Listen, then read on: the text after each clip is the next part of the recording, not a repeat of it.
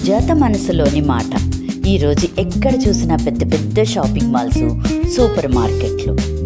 మన చేతిలో ఏమీ లేకపోయినా వాళ్ళే పాలిథిన్ కవర్లతో వస్తువులను పెట్టి ఇచ్చేస్తున్నారు. కానీ ఇవన్నీ చూస్తుంటే నాకు నా చిన్నప్పటి రోజులు గుర్తొచ్చాయి. మాది ఒక చిన్న పల్లెటూరు. అక్కడ పెద్ద పెద్ద షాపులు లేవు.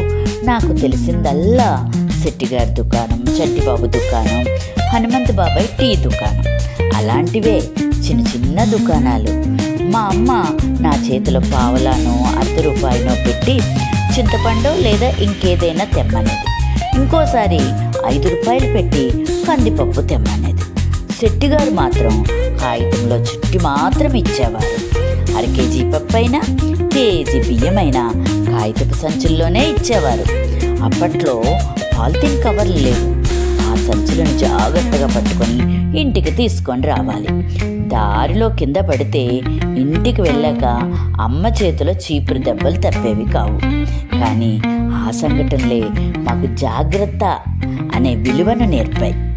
ఆ కాగితపు సంచులు కూడా న్యూస్ పేపర్లతో దుకాణం వాళ్ళే తయారు చేసుకునేవారు. అది కూడా ఒక చిన్న కళే. శెట్టిగారి దుకాణానికి వెళ్ళాలంటే మాకు చెప్పలేనంత ఆనందం. ఈరోజు బెల్లం ముక్కిస్తారో, పప్పు చెక్కి ఇస్తారో అనే ఆశతో వెళ్ళేవాళ్ళం.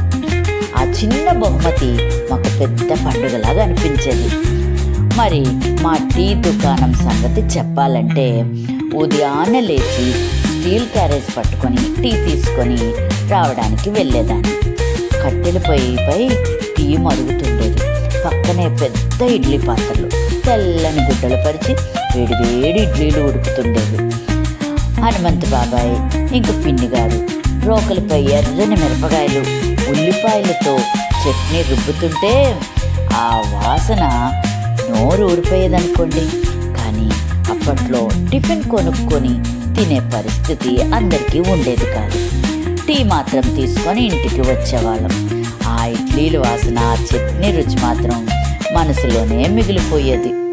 ఈరోజు వస్తువులు పెరిగాయి, సౌకర్యాలు కూడా పెరిగాయి. కానీ ఆ చిన్న దుకాణాల ఆప్యాయత, శెట్టిగారిచ్చిన బెల్లం ముక్క, కాగితపు సంచుల విలువ, కట్టెల పొయ్యి మీద మరిగిన టీ వాసన ఇవన్నీ ఎక్కడో వెనుకబడిపోయాయి. పర్యావరణాన్ని కాపాడాలంటే మళ్ళీ కాగితపు సంచులు, గుడ్డ సంచులు వాడే అలవాటు చేసుకుందాం. ఎందుకంటే చిన్నప్పటి జ్ఞాపకాలు కేవలం గుర్తులే కాదు, మన జీవితానికి విలువలు నేర్పిన మధురమైన పాఠాలు. ఇది సుజాత మనసులోని మాట.